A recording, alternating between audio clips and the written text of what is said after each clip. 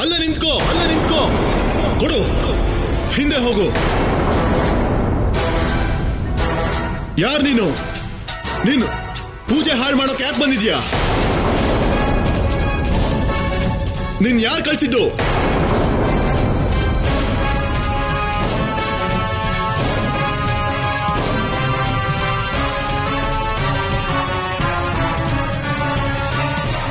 ನೀನೇನ್ ಹೇಳ್ತಾ ಇದ್ಯಾ ನಂದಿ?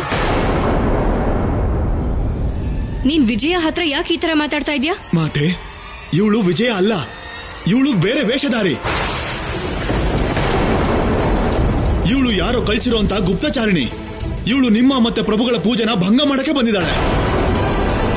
ಮಾತೆ, ಇದು ಗಂಗಾ ಜಲನೂ ಅಲ್ಲ, ಇದು ಕಲ್ಮಶ ಸೇರಿರೋ ಅಪವಿತ್ರ ಜಲ.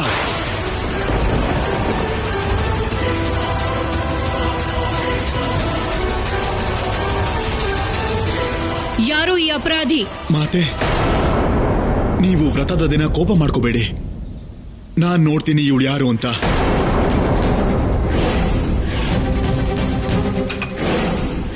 ಹೇಳು, ನೀನ್ ಯಾರು? ಯಾರು ಕಳ್ಸಿದ್ದು ನಿನ್ನ?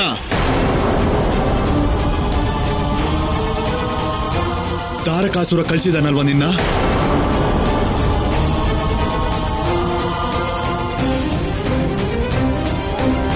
ನಿನ್ನ ನಿಜವಾದ ರೂಪ ತೋರಿಸು, ಇಲ್ಲ ಅಂದ್ರೆ ಪಾರ್ವತಿ.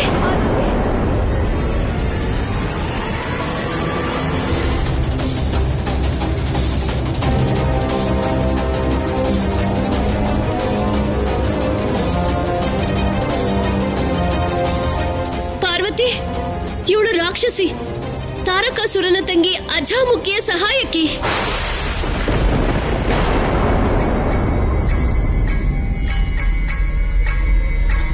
ಇವಳ ಸತ್ಯನ ನಾನು ಬಹಿರಂಗ ಪಡಿಸ್ತೀನಿ.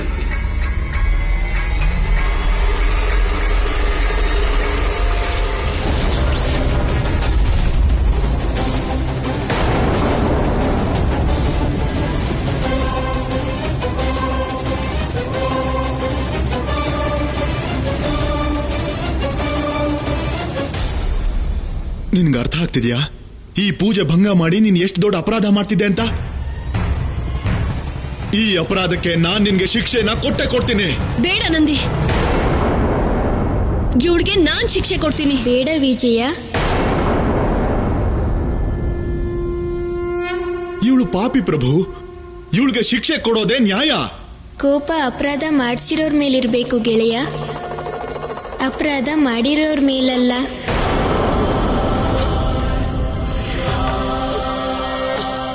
ಆದ್ರೆ ಇವಳು ತುಂಬಾ ದೊಡ್ಡ ಅಪರಾಧ ಮಾಡಿದಾಳೆ ಪ್ರಭು. ಇವಳು ಕ್ಷಮೆಗೆ ಯೋಗ್ಯ ಅಲ್ಲ. ಸ್ವಾಮಿ ಆದೇಶ ಪಾಲನೆ ಮಾಡೋದು ಅಪರಾಧ ಅಲ್ಲ ಗೆಳೆಯ. ಮತ್ತೆ ನೀವಿದನ್ನ ಮರ್ತಿದ್ದೀರಾ? ಯಾವುದೇ ಪೂಜೆ ಸಫಲ ಆಗಬೇಕು ಅಂದ್ರೆ ಪೂಜೆ ನಡೆಯೋ ಸ್ಥಳದಲ್ಲಿ ಹಿಂಸೆ ಮಾಡಬಾರ್ದು ಅಥವಾ ಕೋಪ ಮಾಡ್ಕೋಬಾರ್ದು. ಬೇರೆಯವರ ಮೇಲೆ ಕರುಣೆ ತೋರಿಸ್ಬೇಕು. ಇದು ಇವಳಿಗೆ ಸಿಕ್ಕಿರೋ ಸೌಭಾಗ್ಯನೇ. ಅದಾಗೆ ಇವಳನ್ನ ನವರಾತ್ರಿ ಪೂಜೆಗೆ ಕರ್ಕೊಂಡು ಬಂದಿದೆ. ಸೌಭಾಗ್ಯನ? ಸೌಭಾಗ್ಯದಿಂದಾನೇ ನ್ಯಾಯ ಧರ್ಮ ನಡೆಯೋದು. ಪೂಜೆ ಪುನಸ್ಕಾರದಿಂದ ತನು ಮನ ಮತ್ತೆ ಆತ್ಮ ಶುದ್ಧಿಯಾಗತ್ತೆ. ಎಲ್ಲ ವಿಕಾರ, ಎಲ್ಲ ದೋಷ ದೂರ ಆಗತ್ತೆ. ಇವತ್ತು ಇಲ್ಲಿಗೆ ಬಂದು ಇವಳು ಮನಸ್ಸಲ್ಲಿರೋ ವಿಕಾರನೂ ದೂರ ಆಗ್ಬೋದು, ಮತ್ತೆ ಈ ಅಧರ್ಮದ ದಾರಿನ ಬಿಡಬಹುದು. ಆದ್ರೆ ಇವಳು ರಾಕ್ಷಸಿ ಪ್ರಭು, ಮತ್ತಿವಳು ಧರ್ಮದ ದಾರಿಲಿ ಯಾವತ್ತೂ ನಡೆಯೋಲ್ಲ. ಧರ್ಮ ಮತ್ತೆ ಅಧರ್ಮಗಳನ್ನ ಕುಲ ಅಥವಾ ಮತದಿಂದ ನಿರ್ಧಾರ ಮಾಡಬಾರ್ದು. ಅವರೊಳಗಿರೋ ಭಾವನೆಗಳಿಂದ ತೀರ್ಮಾನ ಮಾಡಬೇಕು. ಮತ್ತೆ ಇವರ ಕಣ್ಣಲ್ಲಿ ಪಶ್ಚಾತ್ತಾಪದ ಭಾವ ಇದೆ. ಮತ್ತೆ ಪಶ್ಚಾತ್ತಾಪ ಪ್ರತಿ ಪಾಪನೂ ನಾಶ ಮಾಡುತ್ತೆ ಗೆಳೆಯ.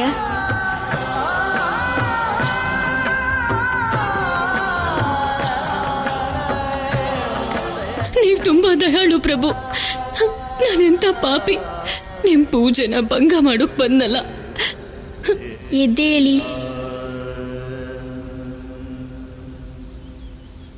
ಅದ್ಭುತ ಅದ್ಭುತ ಹೃದಯ ಪರಿವರ್ತನೆ. ಹರ ಹರ ಮಹಾದೇವ, ಹರ ಹರ ಮಹಾದೇವ, ಹರ ಹರ ಮಹಾದೇವ, ಹರ ಹರ ಮಹಾದೇವ.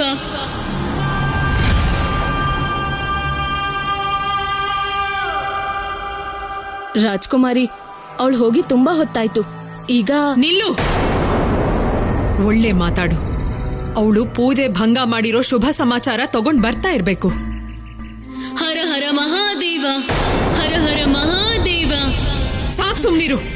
ನನ್ನನ್ನೇ ಪರಿಹಾಸ್ಯ ಮಾಡ್ತಿದ್ಯಾ? ಹುಚ್ಚಿಡ್ದಿದ್ಯಾ ನಿಂಗೆ?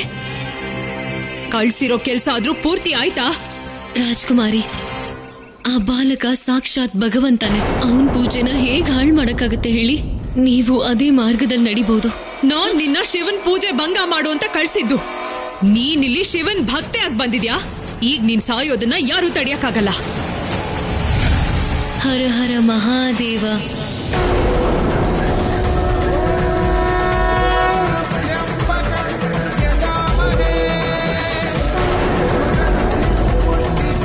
ಯಾರು ತಡೀತಿದ್ದಾರೆ ನನ್ನ? ಶಿವ ರಾಜಕುಮಾರಿ, ಇದೇ ಆ ಶಿವನ ಲೀಲೆ. ಕಾಲನು ಏನು ಮಾಡಕ್ಕಾಗಲ್ಲ ಆ ಶಿವನ ಭಕ್ತರಿಗೆ.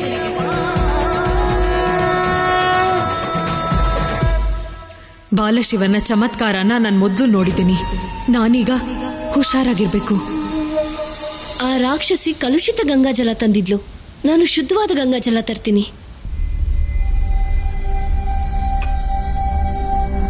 ನಿಂತ್ಕೊಳ್ಳಿ.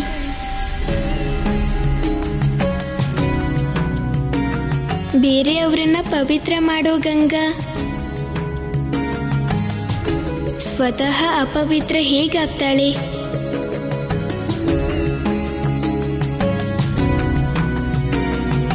ಕಲಶಾನ ನನ್ನ ಹತ್ರ ತಗೊಂಡ್ ಬನ್ನಿ.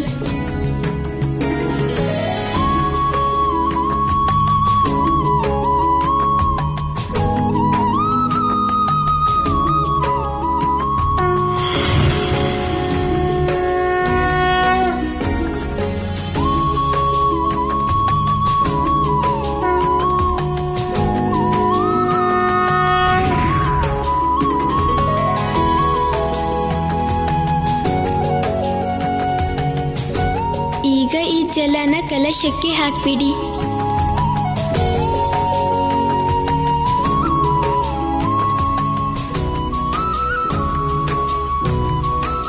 ಎಲ್ಲ ಮಹಾದೇವನ ಲೀಲೆ. ಹರ ಹರ ಮಹಾದೇವ.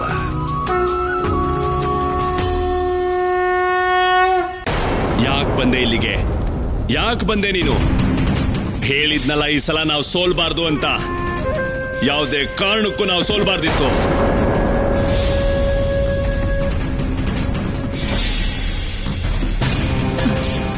ಅಣ್ಣ, ಅಲ್ಲಿ ನನ್ನ ಸ್ಥಾನದಲ್ಲಿ ನೀವಿದ್ದಿದ್ರೆ ಆಗ ರಾಕ್ಷಸಿ ಭಕ್ತಿ ನೋಡಿ ಭಯ ಪಟ್ಕೊಂಡು ನೀವು ಬಂದಿರ್ತಿದ್ರಿ. ಆ ದೃಶ್ಯ ಈಗ್ಲೂ ನನ್ನ ಕಣ್ಮುಂದೆನೇ ಇದೆ. ಎಷ್ಟು ಭಯಂಕರ ದೃಶ್ಯ ಅದು. ತಾರಕಾಸುರನ ಸೋದರಿ. ಇಷ್ಟು ಹೇಳಿನ ನಿನ್ ನಾಲ್ಗೆ ಮೇಲೆ ನಿನ್ಗೆ ಹತೋಟಿ ಇರ್ಲಿ, ಇಲ್ದಿದ್ರೆ ಅದನ್ನ ಕಿತ್ತು ಹಾಕ್ತೀನಿ. ಎಷ್ಟು ಸಲ ಹೇಳಿದ್ದೆ ನಿನಗೆ ಸಿದ್ಧತೆ ಅಚ್ಚುಕಟ್ಟಾಗಿರ್ಬೇಕು ಅಂತ. ಈ ಸಲ ಸೋಲ್ಬಾರ್ದಿತ್ತು ನಾನು. ಆದ್ರೆ ನೀನು ಅದ್ಯಾವುದನ್ನು ಮಾಡ್ಲಿಲ್ಲ. ನೀನು ಪ್ರಯತ್ನ ಕೂಡ ಮಾಡ್ಲಿಲ್ಲ ಆ ಬಾಲಶಿವನ ಪೂಜೆನ ಭಂಗ ಮಾಡೋದಕ್ಕೆ. ಮತ್ ಸೋತೆ ಅಂತ ಹೇಳೋದಕ್ಕೆ ಇಲ್ಲಿವರೆಗೂ ಬಂದಿದ್ದೀಯಾ? ಧೈರ್ಯ ಹೇಗ್ ಬಂತು ನಿನ್ಗೆ? ಅಣ್ಣ, ನೀನ್ ಹೇಳಿದ್ರೆ ನಾನು ಪುನಃ ಹೋಗಿ ಪ್ರಯತ್ನ ಮಾಡ್ತೀನಿ. ಆದ್ರೆ ನಂಗೆ ಭಯ ಇದೆ. ಅವನೇನಾದ್ರೂ ನನ್ನನ್ನು ಶಿವಭಕ್ತಿ ಮಾಡ್ಬಿಟ್ರೆ? ಹಾಗೇನಾದ್ರೂ ಆದ್ರೆ ನಿನ್ನೀ ಅಣ್ಣ ಅದೇ ಕ್ಷಣ ನಿನ್ನ ಶರೀರದಿಂದ ಮುಕ್ತಿ ಕೊಡ್ತಾನೆ. ಸರಿ ಅಣ್ಣ, ನಾನು ಹೋಗ್ತೀನಿ. ಅಜಾಮುಖಿ,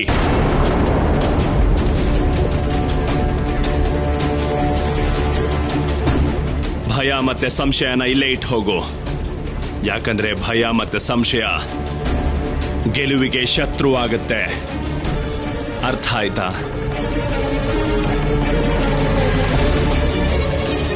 ಹೇಳಿದ ಅರ್ಥ ಆಯ್ತಾ ನಿನ್ಗೆ? ಇಲ್ಲ ಅಣ್ಣ, ಅರ್ಥ ಆಯ್ತು. ನಾನು ಮರೆಯೋದಿಲ್ಲ.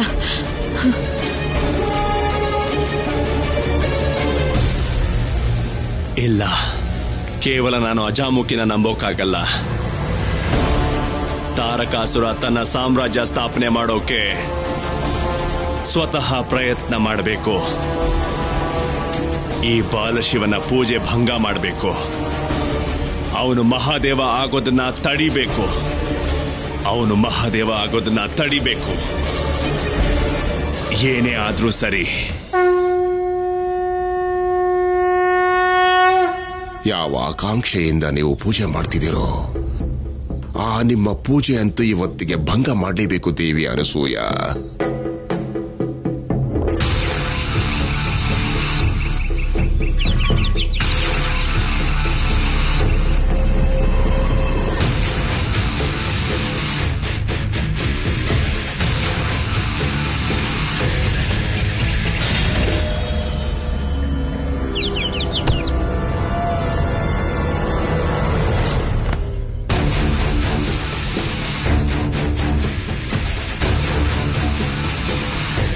ನಿನ್ನ ಬಲಿದಾನ ವ್ಯರ್ಥ ಆಗಲ್ಲ. ಪೂಜೆ ಕೆಲ್ಸಕ್ಕೆ ಬರುತ್ತೆ. ಪೂಜೆ ಭಂಗ ಮಾಡೋ ಕೆಲ್ಸಕ್ಕೆ ನಾನು ನಿನ್ನ ದೇಹದಿಂದಾನೇ ದೇವಿ ಅನಸೂಯ ಪೂಜೆನ ಭಂಗ ಮಾಡ್ತೀನಿ.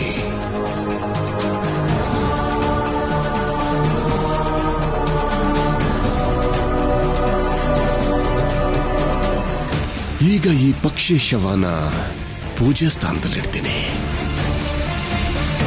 ಪೂಜೆ ಆಗುತ್ತೆ.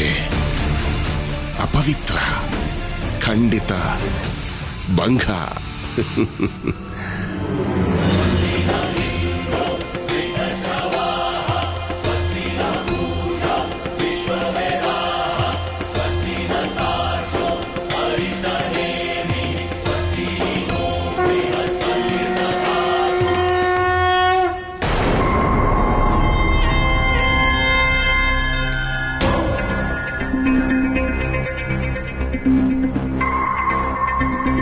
ಜಗಜ್ಜನನಿ ಮಾತೆ ದುರ್ಗೆಗೆ ಜೈ.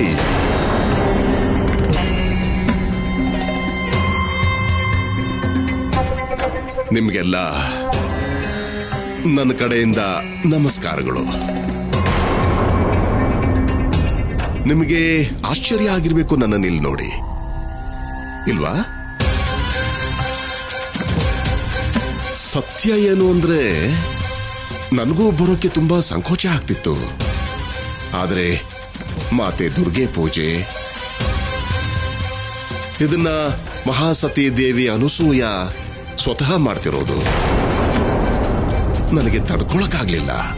ಪೂಜೆ ದರ್ಶನ ಮಾಡಕ್ಕೆ ಓಡೋಡ್ ಬಂದೆ. ನನಗೆ ಪೂರ್ಣ ವಿಶ್ವಾಸ ಇದೆ ಈ ಪೂಜೆಯಿಂದ ಗುರುಕುಲಕ್ಕೆ ಖಂಡಿತ ಒಳ್ಳೇದಾಗುತ್ತೆ ಅಂತ. ಆಚಾರ್ಯ ಅನಸೂಯ, ನನಗೆ ಈ ಪೂಜೆಯಲ್ಲಿ ಕೂತ್ಕೊಳ್ಳೋಕೆ ಅನುಮತಿ ಇದೆಯಾ?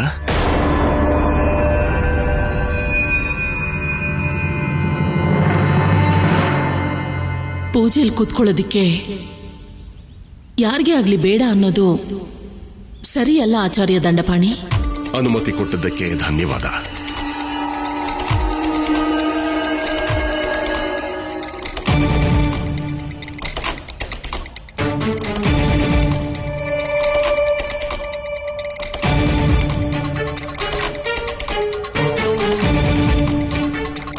ಖಂಡಿತ ಆಚಾರ್ಯ ದಂಡಪಾಣಿ ಇಲ್ಲಿಗೆ ಒಳ್ಳೆ ಮನಸ್ಸಿಂದ ಬಂದಿರಲ್ಲ, ಏನೋ ಕೆಟ್ಟದ್ ಮಾಡಕ್ಕೆ ಬಂದಿರ್ತಾರೆ. ನಾನ್ ಇವ್ರನ್ನ ಪೂಜೆಯಿಂದ ದೂರನೇ ಇಟ್ಟಿರ್ಬೇಕು. ಆಚಾರ್ಯ ದಂಡಪಾಣಿ, ಇವತ್ತು ನಾನು ನಿಮ್ಗೆ ಏನ್ ಮಾಡ್ತೀನಿ ಅಂದ್ರೆ, ನೀವು ಮತ್ತೆ ಇಲ್ಲಿಗೆ ಬರ್ಲೇಬಾರ್ದು. ಏನ್ ಮಾಡ್ಲಿ ಆ ಥರ ಇವ್ರಿಗೆ?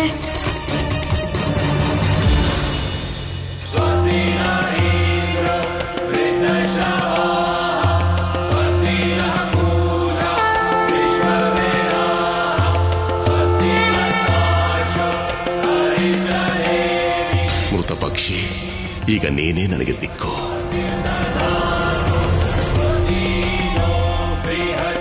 ಈಗ ನಾವೆಲ್ಲ ಸೇರಿ ಮಾತೆಗೆ ಆರತಿ ಮಾಡಬೇಕು.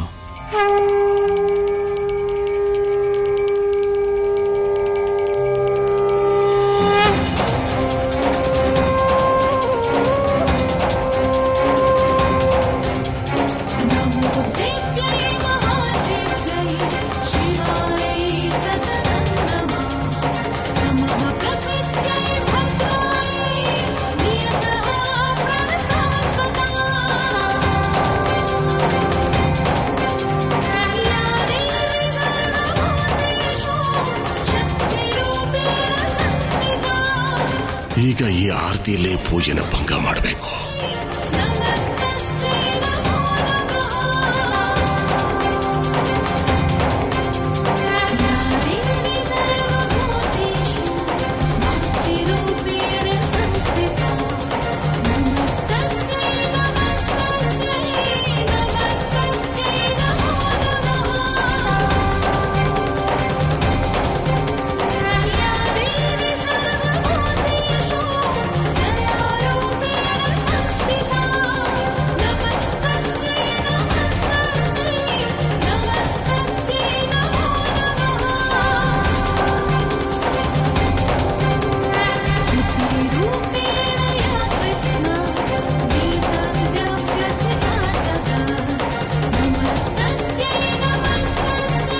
ನೀವು ಆರತಿ ಮಾಡಿ ಆಚಾರ್ಯರೇ. ನಾನು ಆರತಿ ತಟ್ಟನೆ ಹೇಗೆ ಹಿಡ್ಕೊಳ್ಳಿ?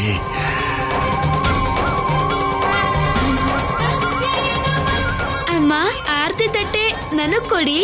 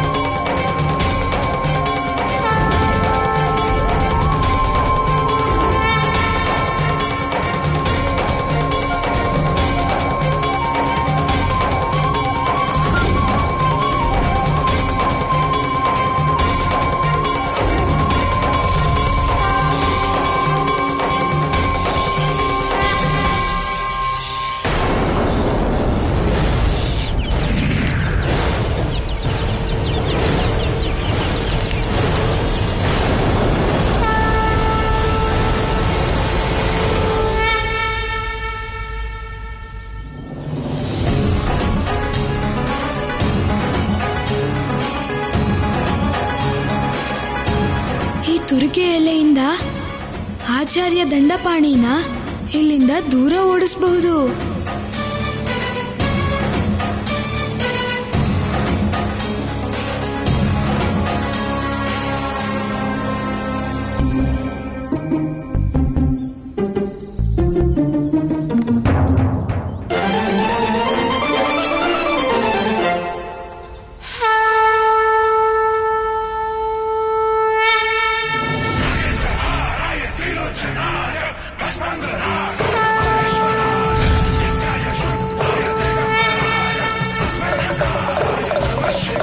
ನನ್ನ ಅಮ್ಮನ ಪೂಜೆಗಿರೋ ಸಮಸ್ಯೆನ ದೂರ ಮಾಡಿದ್ದಕ್ಕೆ ಧನ್ಯವಾದ ತ್ರಿಶೂಲ.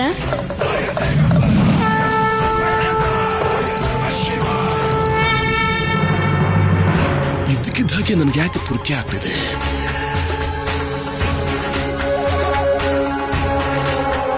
ತಡೆಯೋಕ್ಕಾಗ್ದಿರೋಷ್ಟಾಗ್ತಿದೆಯಲ್ಲ. ನಾನಿಲ್ಲಿಂದ ಹೋಗ್ಬೇಕು, ಬೇಗ ಹೋಗ್ಬೇಕು.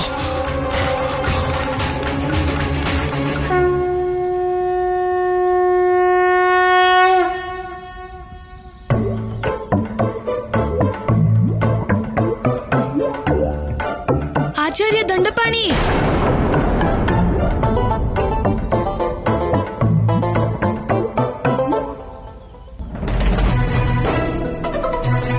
ಎಲ್ಲಿ ಹೋಗ್ತೀರಾ? ಆರತಿ ತಗೊಳಲ್ವಾ? ಇಲ್ಲ ಮೂರ್ಖ, ನನಗೆ ಯಾವುದೋ ಒಂದು ಕೆಲಸ ಇದೆ, ನಾನು ಹೋಗ್ಬೇಕು. ನೀವು ಪ್ರಸಾದ ಆದ್ರೂ ತಗೊಂಡು ಹೋಗಿ. ಇಲ್ಲ, ನಾನು ತಗೊಳ್ಳೋದಿಲ್ಲ, ನಾನು ಹೋಗ್ಬೇಕು. ಈಗ ತಾನೇ ನಾನ್ ಕೊಟ್ಟಿದ್ ಪ್ರಸಾದ ತಿಂದ್ರಿ, ಈಗ ಪೂಜೆ ಪ್ರಸಾದ ತಿನ್ನೋಕೆ ಮನ್ಸಲ್ಲಿರುತ್ತೆ ನಿಮ್ಗೆ. ಗೆಳೆಯ, ಇವತ್ತು ನಿಮ್ಮ ಪ್ರಯತ್ನದಿಂದ ನವರಾತ್ರಿಯ ಮೊದಲನೇ ದಿನದ ಪೂಜೆ ನಿರ್ವಿಘ್ನವಾಗಿ ಪೂರ್ತಿಯಾಯಿತು. ನನ್ನ ಪ್ರಯತ್ನದಿಂದ ಅಲ್ಲ ಗೆಳತಿ, ಮಾತೆ ದುರ್ಗಾದೇವಿಯ ಆಶೀರ್ವಾದದಿಂದ, ಅವಳ ಕೃಪೆಯಿಂದ ನನ್ನ ಅಮ್ಮನ ಪೂಜೆಯನ್ನು ನಿರ್ವಿಘ್ನವಾಗಿ ಸಂಪೂರ್ಣ ಆಗಿರಬೇಕು.